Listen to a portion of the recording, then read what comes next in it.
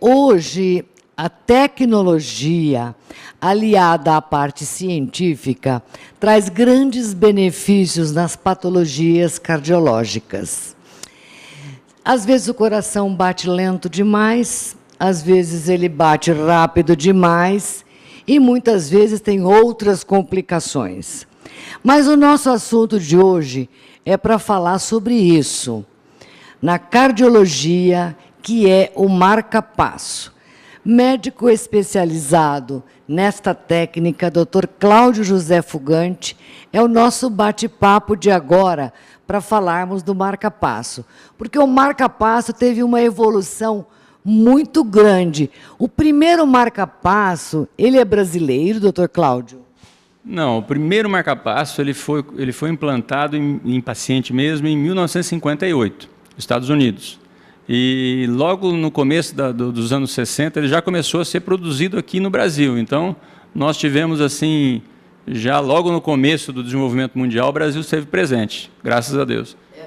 Esse marca-passo maior que vocês podem ver aqui, a gente pode achar que é grande, né, Mafalda? Mas imagine que sem esse aparelhinho a pessoa morreria. Então, imagina, final da década de 50, um paciente com batimento lento, e risco de morte, ele não teria outra opção a não ser morrer. Então, esse aparelho, no começo, a bateria durava muito pouco, dias, depois meses, depois anos, mas, enfim, isso trouxe a chance do paciente poder ter a vida prolongada e hoje os marca-passos duram aí, os modelos mais modernos, de 12, 13, 14 anos, sem precisar trocar o marca-passo. Porque a gente fala, trocar a bateria do marca-passo, não tem como trocar, tem que trocar o aparelho inteiro. Tem que trocar o aparelho todo. Tem que trocar o aparelho todo, porque o marca-passo ele é feito de titânio, revestido de titânio, e ele tem uma solda laser que evita que entre líquido. O marca-passo é um computador. Imagina jogar água dentro do computador.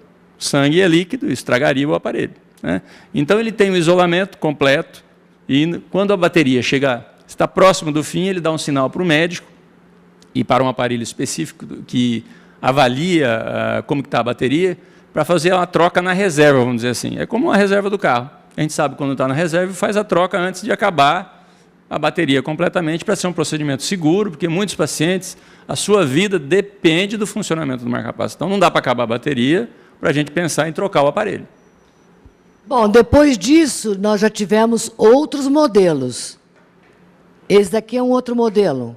Isso, esse daqui é um aparelho, vocês podem ver, Mafalda, que ele é bem maior, mas ele é um outro modelo. O marca-passo, ele trata aqueles pacientes que têm o batimento muito lento do coração e, por causa disso, tem tontura, tem desmaios, incha as pernas, tem falta de ar ou até mesmo morrem, podem morrer de repente.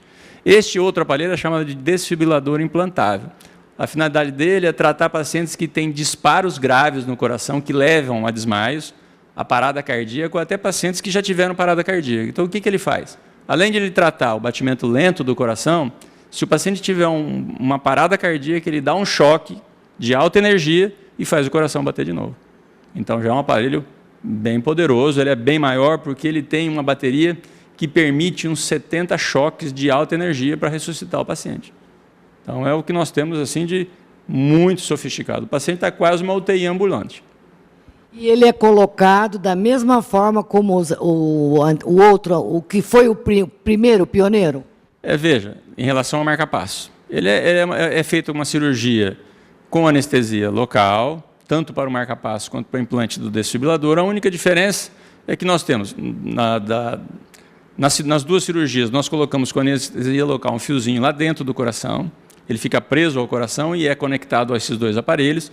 No caso do aparelho que trata a parada cardíaca, durante a cirurgia, na fase principal e final da cirurgia, nós sedamos o paciente por 1, 2 minutos, provocamos uma parada cardíaca e fazemos o aparelho reconhecer que o paciente está com uma arritmia grave, dá o choque no coração e ele tem que fazer o coração voltar a bater. Então, nós temos que fazer a prova do São Tomé.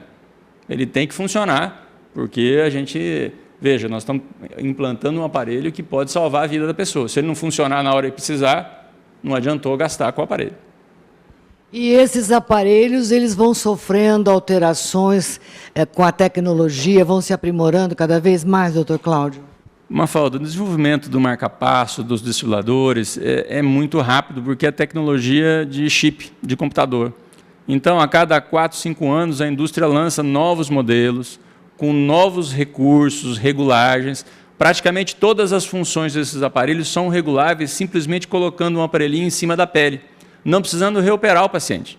Então, pequenos problemas são solucionáveis através da regulagem. A gente só opera em casos bem complicados mesmo. Um defeito no fio que pode acontecer, né? Casos de defeito no aparelho existem, mas são muito raros. Este aqui. Este, como você pode ver, ele está cortado propositalmente para mostrar como que é o marca-passo por dentro. Então, como a gente pode ver aqui, o marca-passo, metade dele é a bateria. E a outra metade é o chip que faz a parte inteligente do aparelho. Então, a gente pode pensar, puxa, o marca-passo é grande, né? Se a gente olhar esse aparelho antigo, hoje a gente pode falar que ele é pequeno. E pensar que esse durava menos de 1 ano, esse dura 12, 13 anos, às vezes 14 anos. Né? Então, para reduzir o tamanho do marca-passo, o problema é reduzir a bateria. Isso reduziria o tempo de duração do marca-passo. Então, é melhor ter um aparelho um pouquinho maior, mas que dure muito mais tempo e tenha menos cirurgia. Você falou que ele é colocado sob a pele. Abaixo da pele. Abaixo da pele. Que lado que coloca? Mafalda, isso não tem muita diferença. Ele pode ser colocado aqui na região do peito, aqui, do lado direito ou do lado esquerdo, tanto faz. Depende, se o paciente trabalha mais com o braço direito, a gente prefere colocar o marca-passo do lado esquerdo para incomodar menos. Apesar que, veja, num paciente de peso médio, que não é muito magro, ele praticamente não vai ficar aparente, porque ele fica abaixo da pele e abaixo da gordura. Então, ele fica quase imperceptível.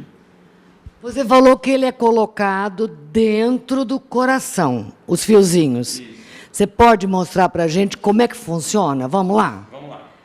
Como é que funciona? Isso aqui é um coração. Esse é o coração. Então, o que a gente faz? O que é isso aqui? Esse é a artéria aorta, essa é a veia cava. É uma veia bem grossa, calibrosa, que dá acesso ao coração. Então, perto do tórax, a gente vai olhar isso, no braço, próximo do nosso braço, no peito aqui, tem uma veia fininha que passa por ali, que nós cortamos a pele e acessamos essa veia, e por dentro dela vamos empurrando esse fiozinho. Esse fiozinho caminha até chegar a essa veia. Então vamos mostrar, espera aí. Vamos lá. Então aqui nós estamos abrindo o lado direito do coração, o fiozinho a gente vai empurrando e filmando num raio-x especial em tempo real. Então nós estamos vendo o fiozinho caminhando, ó, para dentro do coração. Aqui ele está no ato direito, na parte direita superior do coração. Ele ultrapassa esta válvula, que chama válvula tricúspide, que ele regula a passagem de sangue da parte de cima para a parte de baixo. E colocamos um fiozinho no ventrículo, que é o motor, o verdadeiro motor do coração. Então ele tem um saca-rolha na ponta, e é esse saca-rolha que vai fixar o fiozinho, ele vai ficar preso, é como se fosse um anzol. Com o passar dos dias, cria-se uma cicatriz na ponta do fio, e aí ele não sai mais, pode puxar que não sai. Então, normalmente, os marca-passos mais modernos, nós colocamos um fio na parte de baixo e um fio na parte de cima. Conectamos esse fiozinho ao aparelho, e a partir do momento em que conectamos o fiozinho ao aparelho, imediatamente ele já dá o choquinho que faz o coração bater regularmente. Então, o aparelho já passa a comandar o coração. Não existe mais chance do coração bater lento a partir do momento que eu conectei os fiozinhos ao aparelho. Hoje a pessoa convive muito bem com o marca-passo, leva uma vida praticamente normal, pode praticar esportes, pode até jogar futebol, natação não competitiva, né? Então não tem assim, a única coisa que se recomenda é não fazer musculação pesada com o braço, onde está o marca-passo, e natação competitiva e halterofilismo. Isso pelo esforço e na região próxima ao marca-passo ali, isso não é muito recomendável. Mas fora isso, a pessoa pode levar uma vida completamente normal. Veja, uma coisa importante a gente realçar também é que existe muito folclore de paciente do marca-passo, não pode fazer isso, não pode fazer aquilo. Então, o aparelho se modernizou muito, tem filtros de proteção. Então, veja, é importante a gente realçar isso. O paciente que tem marca-passo pode usar celular, deve evitar falar do lado, mas ele pode até falar do lado. Uma recomendação assim excepcional é que ele fale no lado contrário. Mas ele pode, por exemplo, ligar o micro-ondas, desligar o micro-ondas, só não ficar encostado no micro-ondas. Ele pode passar em porta de banco, não estraga o aparelho. Existem casos raros em que aquele detector de metal do banco ele está tão... além de apitar, ele pode causar uma pequena alteração na regulagem no marca-passo. É raro. Eu tenho mais de 3.000 pacientes operados, recomendo que meus pacientes passem no banco. Se o banco não detectar o metal, eu recomendo que ele passe, porque, vamos dizer assim, é complicado o paciente, cada vez que ele chegar no banco, ele tem que mostrar a carteirinha de portador de marca-passo, tem que chamar o gerente para ele poder abrir a porta e ele entrar numa porta lateral, porque se vai apitar, podia ser uma arma. Nós tivemos um caso até de um paciente que levou um tiro do guarda do banco, porque o paciente quis entrar no banco e o guarda achou que ele tivesse armado e atirou.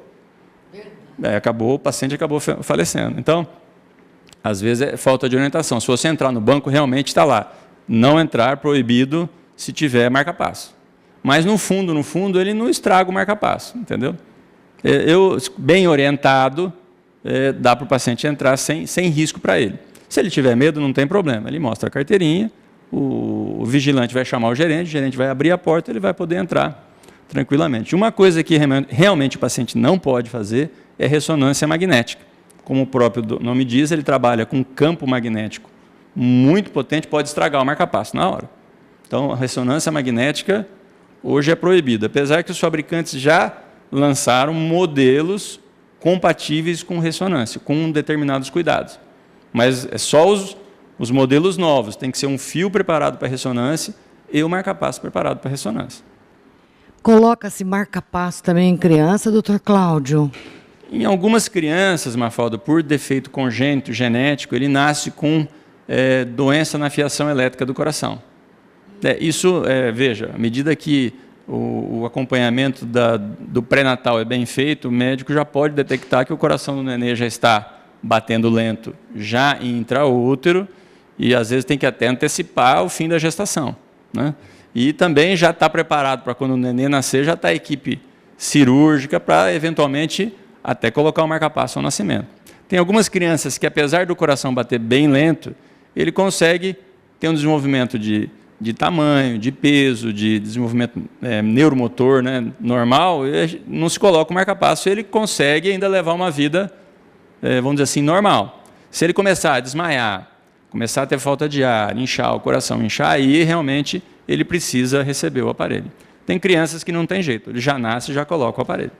Veja, hoje a tecnologia, Mafalda, permite que o paciente, aquele folclore todo que existia com marca-passo, acabou. A vida hoje, com marca-passo, ela é a mais próxima do normal possível.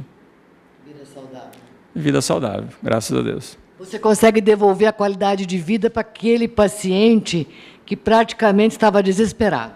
Exatamente, muitas vezes com um risco de vida iminente, e você consegue trazer uma perspectiva de uma vida saudável, segura para o resto da vida do paciente. Logicamente, é um aparelho que tem bateria, a bateria não dura a vida inteira, vai durar 10, 12 anos, você vai ter que fazer uma pequena cirurgia para tirar o aparelho, trocar o aparelho, mas é uma cirurgia muito simples, com 20 minutos, meia hora você faz, e o paciente vai ter mais 10 anos de vida tranquila, entendeu? Então, logicamente, a bateria vai ter que ser trocada uma vez, mas a cada 10 anos, acho que dá para o paciente ter uma vida bem segura e bem tranquila.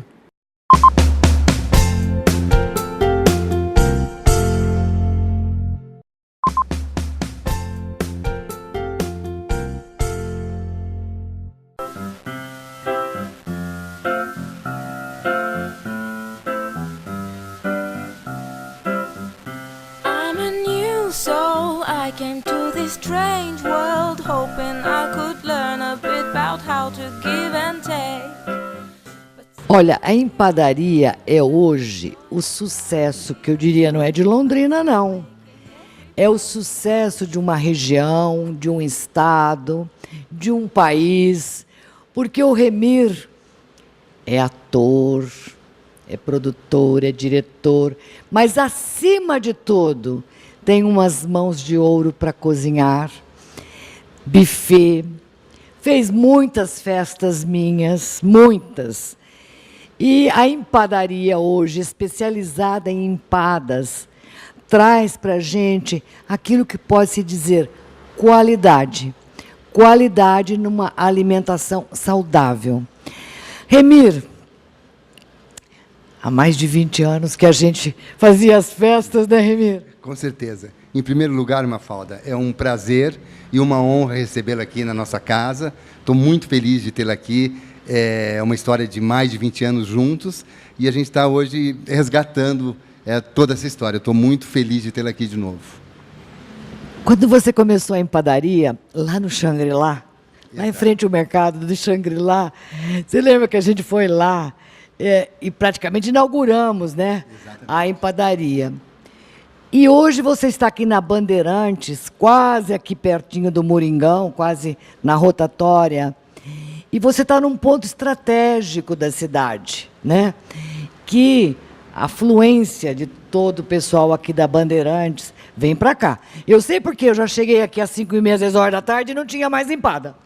A gente preza pela qualidade acima de tudo, então a gente gosta de ter as empadas sempre frescas. Então a gente tem uma quantidade limitada de produção para que todo dia seja feita a produção do dia. Então, geralmente, a gente perde alguns clientes no final da tarde, mas os clientes que chegam durante o dia sempre ganham porque a empada é feita no dia. A gente não tem nenhuma empada que seja amanhecida. As empadas são todas feitas no dia. Talvez a gente, algum cliente perca um ou outro sabor, às vezes aconteceu da pessoa chegar e não ter nenhuma empada. A gente sente muito, mas quem consegue comer uma empada muito fresca, muito tenra. Você tem uma variedade de sabores que consta no seu cardápio e que a gente tem aqui agora. Você poderia falar cada uma delas? Claro. Olha, por exemplo, as salgadas nós temos aqui hoje a carne seca, que faz muito sucesso. Carne seca cabotiá, coberta com castanha do Pará. Nós temos aqui essa aqui que é carne de panela com creme de leite, que não é carne moída, é carne em pedaços de panela em volta, e no centro recheado com creme de leite, em cima é linhaça. Essa aqui é calabresa com cabotiá, embaixo, calabresa com mandioca salsa embaixo e calabresa em cima. Essa é ricota e tomate seco, coberta com orégano. Esta aqui é camarão e linhaça em cima. Esta é palmito. Essa aqui é alho poró, creme de leite e passas. Essa aqui é brócolis e coberta com gorgonzola, em cima é parmesão.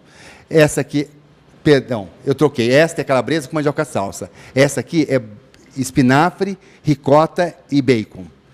Essa aqui é banana. Essa de banana, ela não vai açúcar, porque se a pessoa tem diabetes, então eu espero a banana madurar bem, ela chega num ponto bem maduro, e ela é bem doce por causa da frutose, ela até parece que tem açúcar, mas ela não vai açúcar e é coberta com canela. Esta outra é Romeu e Julieta, é goiabada, creme de leite e requeijão. Esta aqui é beijinho, leite condensado, creme de leite e coco. Esta é de brigadeiro, com um brownie de chocolate em cima. Esta é bacalhau, com gergelim branco em cima. E esta é palmito. E esta aqui é frango com requeijão. Está faltando aqui, que devia estar, é de frango puro sem requeijão. Quer dizer que a opção para quem é vegetariano tem? Tem para vegetariano. E nós vamos lançar agora uma linha com farinha integral. Nós estamos inaugurando uma loja nova na Goiás, se eu não me engano, 945. Se eu errei o número, ela é na esquina da Goiás com a São Paulo, ali do lado onde era antigamente a Canção Nova. Ali do Bristol. Ao lado do Bristol, exatamente. Nós vamos lançar ali, nós devemos abrir até dia 15 de março, no máximo, e ali nós vamos lançar uma linha de empadas com farinha integral. E junto ali nós temos sucos e café também, certo? E a loja vai ter porque aqui nós abrimos do meio-dia até às 18h30. Lá acho que abre às 10 da manhã e deve ir até às 19 horas, um espaço maior de atendimento, porque é na área central da cidade. Bom, agora eu quero saber do delivery. Nós também temos serviço de delivery, aqui no telefone 3321-4033, e lá ainda não tem o número ainda do telefone de lá, mas logo que tivermos, nós vamos divulgar para vocês. Eu posso escolher os sabores, ligo aqui e você manda entregar? Manda entregar, tanto refrigerante, suco, como essas empadas todas. Nós também temos, por encomenda, os empadões e as empadinhas para festas, que são na mesma qualidade. Você vai poder... Você já provou. Você vai poder provar que elas são... Outro dia saiu numa... Eu fiquei até... Gostei muito da matéria. Ela me disse assim, que uma jornalista escreveu que era difícil achar massa no meio de tanto recheio. Que ela era... Né? Porque elas são muito suculentas, elas são muito bem recheadas. E a gente mantém esse padrão, tanto nos empadões, como nas empadinhas para festa, que elas são pequenas, mas são muito bem recheados. E os recheios são muito cremosos. Tanto de frango, como todas elas são muito cremosos, muito suculentos mesmo. E eu posso encomendar deste tamanho mesmo para um jantar, para uma entrada, a quantidade que quiser e o sabor que quiser? E o sabor que quiser. Eu estava agora mesmo combinando com uma cliente, quando você chegou, que eu vou fazer um jantar para ela, e a entrada vai ser uma empada dessa, que ela escolheu, que é um lançamento que a gente está fazendo, que é de peito de peru defumado, vai ser servido de entrada com uma salada de maçã, salsão, passas e creme de leite, com endívia e manga. E a empada de peito de peru defumado como entrada para o jantar dela. Que vai ficar super sofisticado e super bonita. Uma apresentação com os moranguinhos, enfeitando e tal. Você me deu uma boa dica. Você que é um mestre, um chefe de cozinha, cria coisas saborosíssimas, sobremesas. Eu sei porque nas minhas festas você sempre extrapolava em tudo, em todos os sabores. Quem quiser contratar o Remir para fazer um jantar, que você acabou de falar, vai fazer o jantar para uma cliente, pode? Pode. Eu tenho muito prazer em cozinhar, eu gosto muito. E acho o belo na cozinha fundamental. E acho que o prazer é fundamental na cozinha, porque alimento, né? Você vai tratar quase que da alma, do corpo. Não é? Então, fundamental. Então, eu acho que a primeira mordida é com os olhos, depois a segunda mordida é com o nariz. Depois que você vai provar mesmo a sua comida. Então, aquela primeira mordida, às vezes você não chega nem, se você olhar e não te agradar, você às vezes nem vai chegar à terceira mordida. Então, é fundamental que você olhe e se encante com aquilo. Então, tem que ser belo. Que o cheirinho seja... Né? Realmente, a segunda mordida, que seja, bom, que as três sejam, né, fundamentais. E, quer dizer, é claro que a comida tem que ser saudável, mas isso é uma preocupação que eu deixo para o cliente. Eu penso mesmo no prazer. Agora, eu vou fazer uma outra pergunta. Com toda essa habilidade que você tem, que a família tem, você não abre um buffet? Olha, eu tive um buffet 20 anos, entendeu?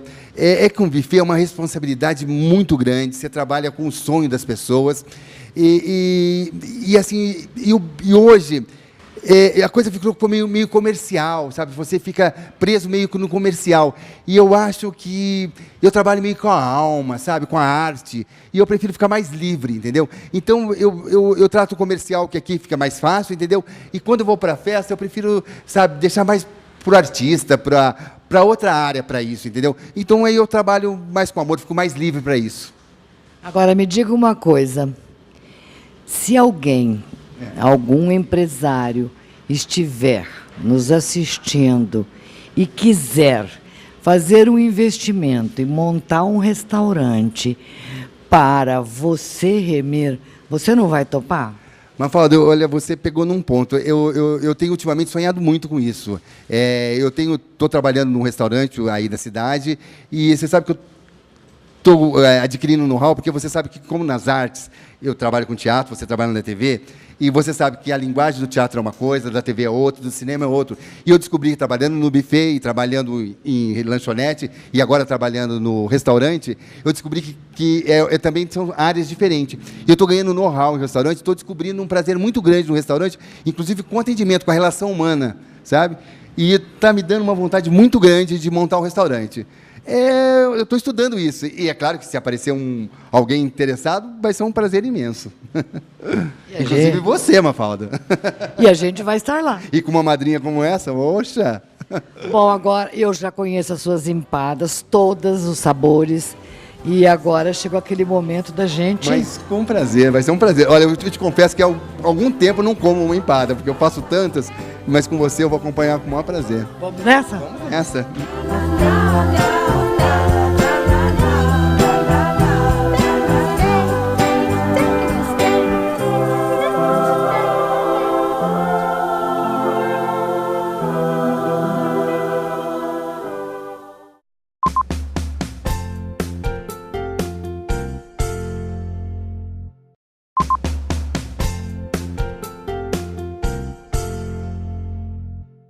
grande colaborador de todos os programas que eu já tive na televisão, o arquiteto Wagner Donadio, hoje para o nosso bate-papo, nesta revista aqui, Minha Casa, eu dei para ele uma missão e ele vai tentar passar para a gente essa missão.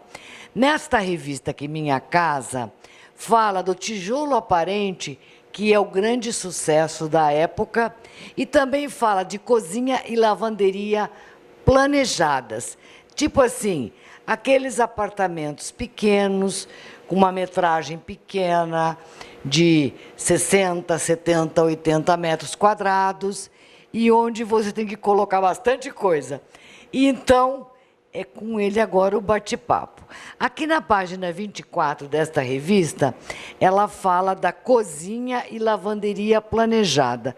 Agora o papo é para você, Wagner.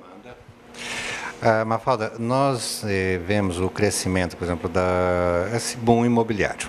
Aí, logicamente, muitos dos prédios são pequenos, é de uma classe que está ascendendo a casas mais interessantes, lugares mais bem localizados e, lógico, que não são apartamentos grandes. Só que a gente tem que fazer o quê? Colocar uma cozinha para oferecer, por exemplo, conforto, principalmente para a mulherada e para muito homem que gosta de cozinhar, que usa essa cozinha, todos os apetrechos, todos os equipamentos, tudo que precisa ter dentro de uma cozinha, num espaço muito exíguo.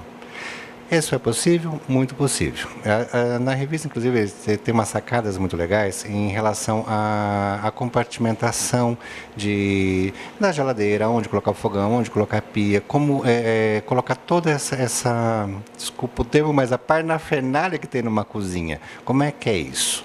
Essas cozinhas, elas estão muito integradas com a lavanderia, isto é, o tanque e a máquina de lavar roupa.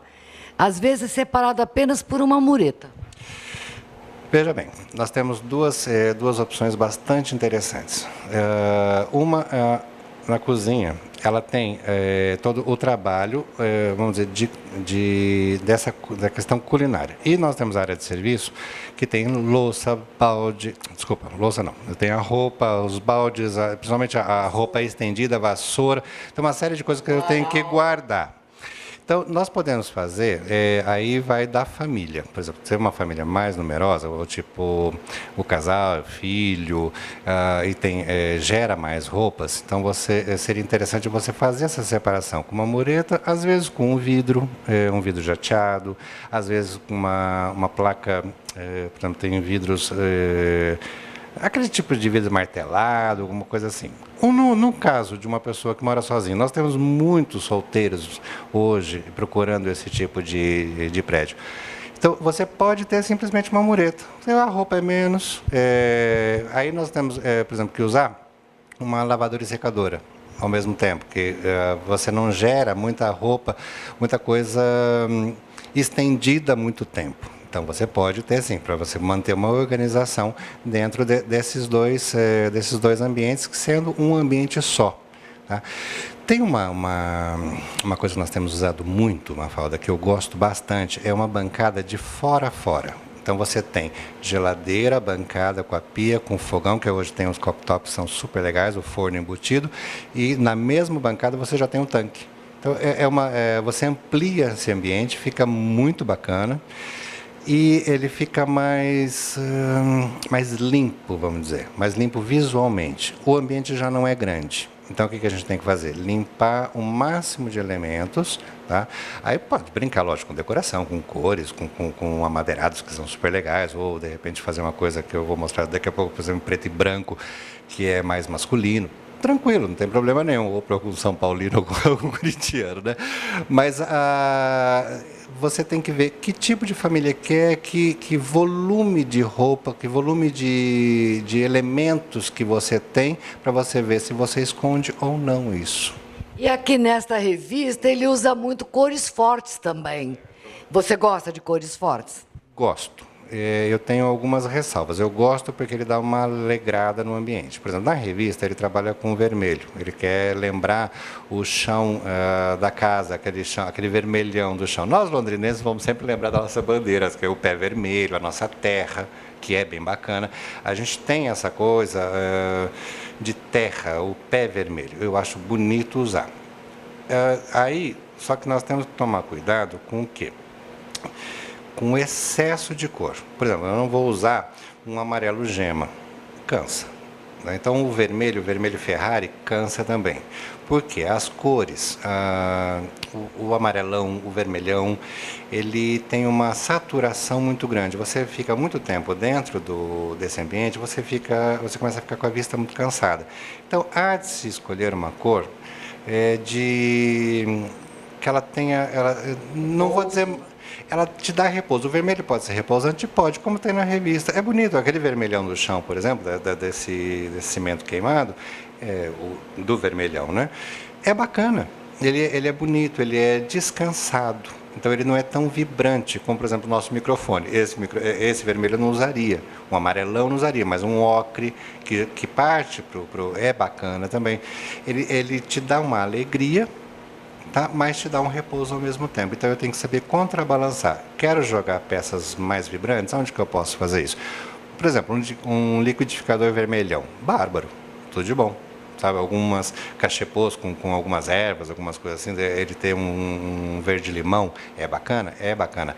Isso desperta, não deixa o ambiente monótono. Então isso é bacana, só que não em grande quantidade. Se quiser usar bastante cor, use então os amadeirados um pouco, assim, os móveis amadeirados, para ele dar um aconchego legal, ele fica mais gostoso. Se eu trabalhar muito com contraste, por exemplo, um amarelão com branco, os dois vão começar a gritar muito. Então isso vai te cansar um pouco. Então eu sou a favor, só que com algumas ressalvas nesse sentido. Com moderação. Tudo. Agora, e aqui? Fala das vantagens, aproveitando inclusive o reaproveitamento do tijolo. Fala aqui e mostra nessa revista também sobre o tijolo aparente, tanto em área interna como área externa. O que você diz desta revista? Tijolo, tudo de bom. Eu acho que tem que ser usado, pode ser usado a exaustão, não tem problema nenhum. Existem grandes possibilidades de fazer com tijolo. Primeiro que o tijolo nos traz eu acho que é meio genético nosso. Eu acho que por nós sermos mais ruralistas, vamos dizer, nós vivemos numa região que ainda a gente pode se dizer rural. É bacana isso. Vamos voltar lá para o pé vermelho.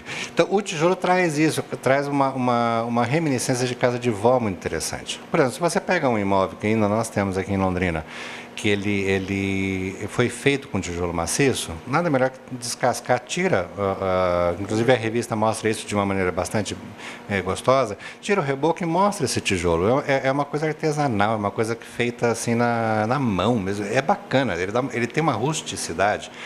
E eu acho que o tijolo, eu acredito que o tijolo ele tem uma masculinidade muito legal. Ele tem essa rusticidade dele, só que é uma rusticidade, não é ele é carinhosa, porque nos lembra também esse lado nosso de vó, de família. Ele é extremamente aconchegante, é muito bacana. As pessoas, por exemplo, que não gostam tanto do tijolo ou querem ter isso, mas eles querem um pouco mais de moderno, pode pintar o tijolo. Por exemplo, eu já tive casos que numa casa tinha o tijolo à vista, eu gostava do tijolo, o meu cliente não gostava, eu até fiz uma proposta para ele, vamos pintar, mas deixar a textura do tijolo. Então a gente lembra a textura, aquela coisa quadriculada, aquela coisa do tijolinho à vista, só que com uma pintura em cima. Eu gosto mais do material in natura. Acho ele mais bonito, eu acho bonito o tom dele. E existem vários tipos de tons de tijolo, né? Tem o nosso vermelhão, que é da nossa terra, E alguns vindos mais de São Paulo, que eles são mais tem mais areia, então eles são mais clarinhos, tem os mesclados, tem os tijolões imitando assim, o de demolição, que hoje a gente encontra, até a própria imitação. E tem os totalmente lisos, quase que uma cerâmica. E algumas imitações de cerâmica muito bem colocadas, muito bem feitas, que lembram bem, só que é mais fácil de limpar. O tijolo é muito poroso. Então a gente também tem a se tomar um pouco de cuidado com esse tipo de... Mas ele pode ser também envernizado. Você pode usar verniz, o verniz brilhante, caso queira.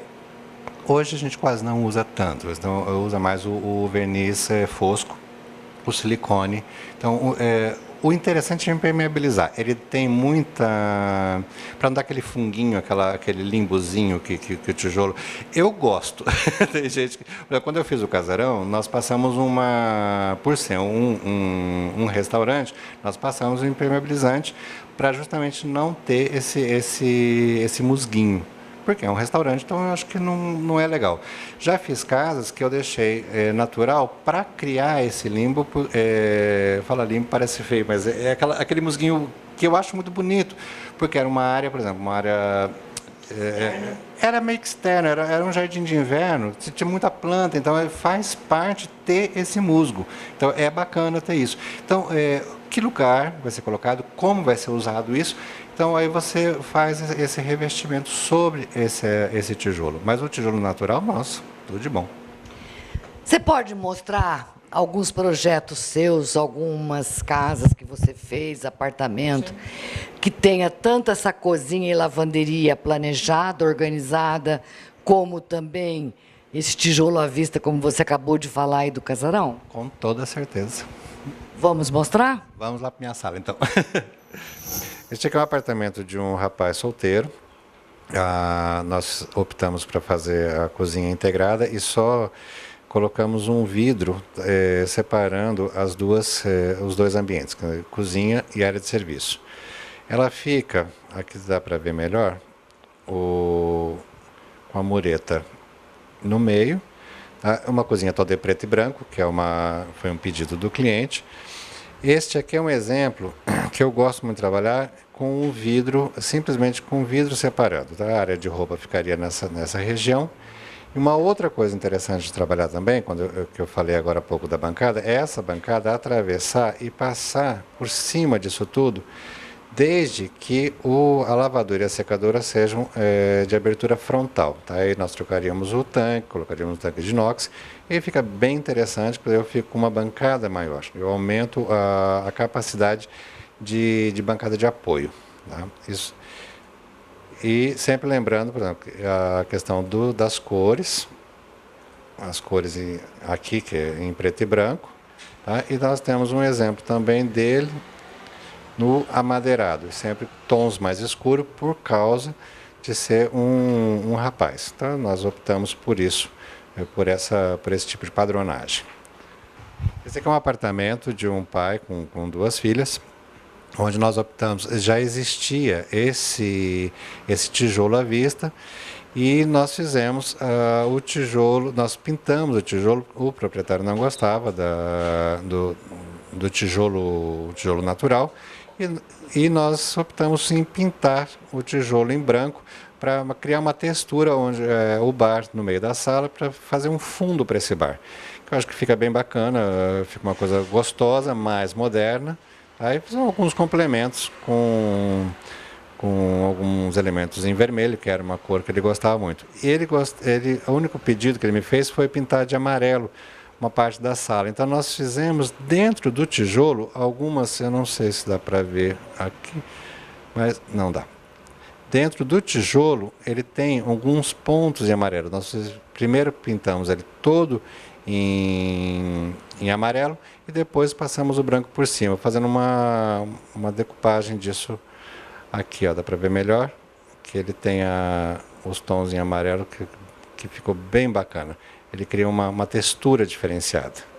Neste caso é uma área, uma casa, uma área de lazer. Nós fizemos a churrasqueira em tijolo, que seria uma coisa mais tradicional, e usamos o revestimento tanto na parte da frente do balcão, aqui onde ficariam as pessoas, nesse nicho para geladeira, e na floreira com uma cerâmica imitando o tijolo. Mas isso aqui foi mais para facilidade de limpeza, tá, que a proprietária pediu, que ela gosta de limpar mesmo, jogar água, então é uma coisa que fica mais, mais fácil para ela fazer esse tipo de trabalho. Tem mais uma outra vista do tijolo. Então a gente trabalhou esses dois tipos, e na casa tem outros tipos de tijolos também, que é o tijolo de demolição. Aqui é uma parte comercial, onde nós usamos, que eu falei agora há pouco, é do casarão, onde nós usamos muito tijolo, um tijolo não muito vermelho, um mesclado, para ele não ficar muito... O vermelho eu acho um pouco mais agressivo, então o mesclado eu acho que fica mais descansado, ele fica mais gostoso, ele é mais leve, já que é uma parede muito grande, a gente optou pelo tijolo mesclado. E ele não tem juntas, ele é uma junta seca, dá para a gente notar que ele não aparece as juntas de argamassa. Tá? Ele fica mais, é como se ele estivesse sendo colocado um sobre o outro, que eu gosto bastante desse tipo de colocação. É um tipo de colocação amarrado, né? E aí fazendo os arcos também, todo ele em tijolo, que dá um trabalho absurdo, mas fica maravilhoso no final. E mais uma parte comercial, que aí tem as juntas, é a Mansão Palhano, que nós trabalhamos com muito tijolo, tanto nas paredes quanto no chão, que é uma opção bem bacana para chão, fica um ar rústico, fica um ar bastante agradável. Fácil manutenção, porque ele está com silicone, ele tem uma impermeabilização, então é fácil de limpar. E é bastante... tem limpeza e segurança também. Dá para ver um detalhe melhor, é a diferença entre um e o outro, daquele do casarão, né? Aquele já tem os veios mais ressaltados, tá? Que tem as juntas mais ressaltadas.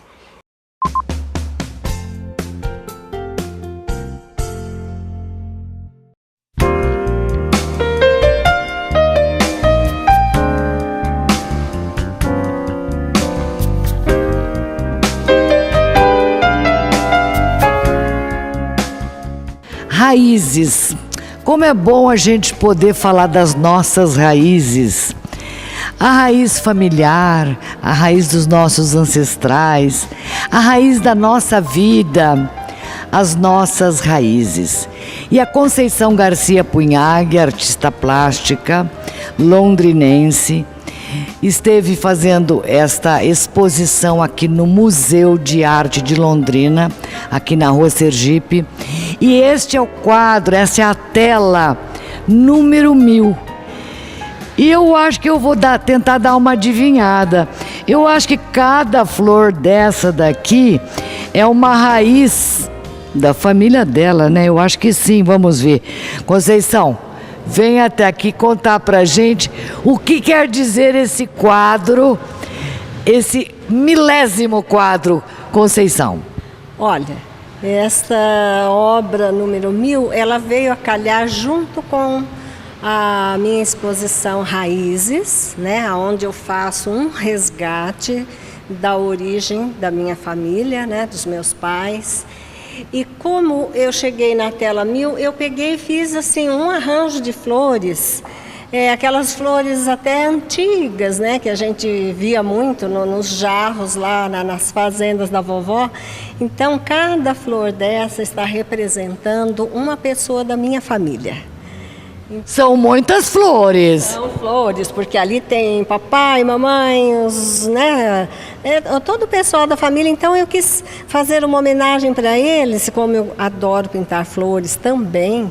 Aí eu, fiz um quadro antigo, clássico, porque você pode ver que ele é bem antigo, né?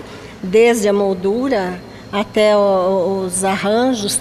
E coloquei em cada flor como se fosse a memória de um ente da minha família. Eu vou pedir até para que o nosso cinegrafista Odair, ele desse assim um destaque, porque merece esse destaque.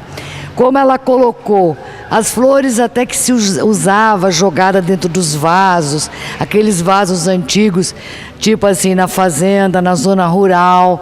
E a flor sempre trazendo um aspecto de vida, de viver intensamente, né, Conceição?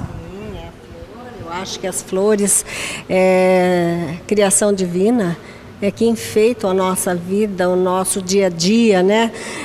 Se não existissem as flores, acho que o mundo seria assim, não tão belo quanto ele é, né? Então, as flores, eu acho que ela enriquece os ambientes, enriquece a nossa vida, desde o momento em que nós nascemos até o momento em que a gente se vai, que a gente se despede, as flores nos acompanham. Então, eu amo as flores, né? Aqui nessa exposição Raízes, você começa ali naquela tela, vou dizer um rascunho. Você começou ali, você queria mostrar o quê? Ali é um abstrato que, nesta viagem que eu fiz à Espanha, em busca lá das minhas origens, da terra do papai, que eu quis conhecer, até o lugar que ele nasceu, eu conheci uma cidade medieval e tirei a foto. Depois daquela foto, eu abstraí esta paisagem. Você pode ver que é uma paisagem abstrata, né? Foi o começo, então foi o sonho tentando se materializar, né? Aquela tela representa isso. O nome dela é Girona, porque foi uma cidadinha que se chama Girona. Foi de lá que eu tirei a ideia de fazer aquela paisagem abstrata. Depois ali nós temos... Depois ali é a Alhambra. A Alhambra, não tem como você ir à Espanha e não conhecer a Alhambra. Ela é o símbolo, né, da Andaluzia, que é aquela região onde papai nasceu. Você pode ver que ao fundo da Alhambra a gente avista a Sierra Nevada, né, e do lado de cá o bosque. Então, uma visita à Alhambra nos permite a evocar a época mais gloriosa do Reino de Granada. Então, ali em Alhambra tem aqueles palácios maravilhosos, né?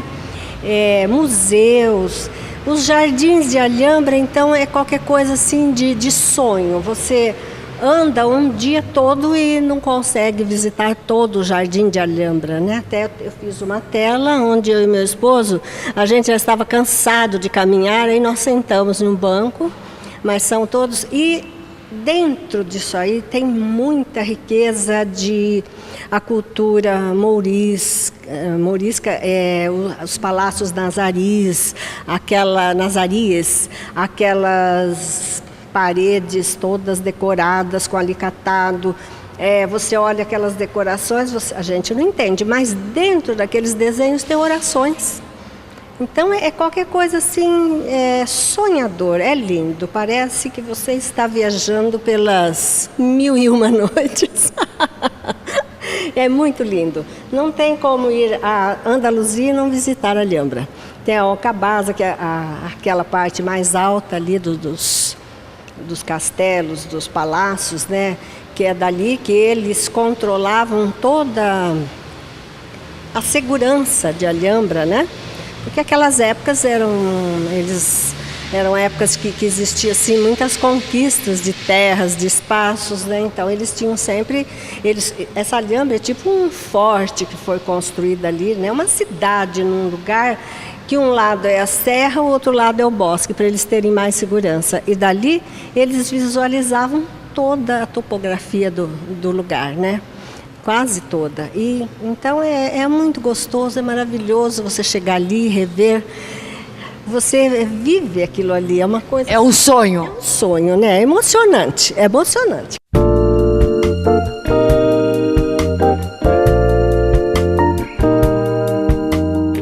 Conceição, não só de flores, mas também de figuras? Sim, sim. Eu observava tudo ali, tudo para mim me encantava, né? Então eles têm as tradições, eles ainda têm muita resquícios, né? Da época, dos mouros, né? Dos nazares. E esta tela aqui eu quis representar, né, aquela época que os mouros dominaram aquela região, porque Granada foi o último reduto, né? a ser reconquistado pelos reis católicos, né? Aquele palácio foi o último lugar que eles entregaram. Então eu fiz essa aqui representando aquele povo que eles lá viveram muitos séculos, né? E deixaram uma herança de cultura muito grande, de arte e de tudo mais. Então eu fiz esse aqui, o mercador de E cereais. não poderia faltar a dança flamenca. Ah, mas olha, isso aqui é o ponto mais forte de lá, né? Tirando as touradas, né? A dança flamenca. É um espetáculo. Lá você entra assim num lugar público e eles, nos ônibus de turismo, né, nos metrôs, toca muito aquela música, sim, carregada daquela tendência dos mouros daquela época. E bastou começar a tocar música, o povo já começa. E bater o pezinho, qualquer lugar, é uma coisa assim que vem espontaneamente, é do sangue deles. Contagia. E contagia, a gente também acaba entrando, né? Então, o flamenco nasceu lá, né? É uma coisa maravilhosa. E você consegue botar luz até no sapato. Isso aí vem assim espontaneamente, né? A gente vai fazendo, vai olhando e vai colocando as luzes aqui, ali, depois a gente olha de longe assim e vai lá e vai retocando um pedacinho aqui, ali, né? Então precisa, o quadro precisa, a luz é toda numa tela. Uma tela sem luz fica uma tela assim, sem vida, né? Fica uma tela aguada. E você encerra esta exposição Raízes com uma tela de Londrina? Sim, como não poderia deixar de ser. Os meus pais vieram para cá. Inclusive, eu quero esclarecer o seguinte: eu sou londrinense de coração, que eu estou aqui desde 1960, mas eu nasci no estado de São Paulo. E meu pai veio para cá, se apaixonou por Londrina, ajudou até aqui na lavoura de café, no cultivo, essas coisas. E a minha família, desde então, criou raízes em Londrina. Por isso, a tela que encerra, né? Ali tem as rosas dos jardins de Alhambra. Aí eu fiz um abstrato de Londrina, que é a última tela da nossa mostra aqui. Exposição que trouxe um pouquinho da vida da Conceição Garcia Punhag. Sim, e fez um resgate, né? Isso é bom para os filhos, para os netos e para todos. Só queria que ele, o motivo principal, estivesse aqui, mas ele deve estar vendo, ele deve. Com certeza. Então, ele que deixou essa sensibilidade, esse legado, as histórias. Eu estou escrevendo também, não só pintei, mas como estou escrevendo. A pedido da minha caçula, ela pediu: mamãe, escreva ali nesse caderno tudo o que a senhora lembrar da nossa família. Então eu estou escrevendo, são muitas histórias, muitos contos que vieram de lá, dos avós e tudo. Eu estou deixando assim registrado para lá para frente, para os netos terem o que conhecer, né? Para que não se perca, né? Todos deveriam fazer isso, porque vão passando os anos. Hoje em dia a gente quase não para mais para ouvir histórias, né? Então nós estamos registrando as histórias da família.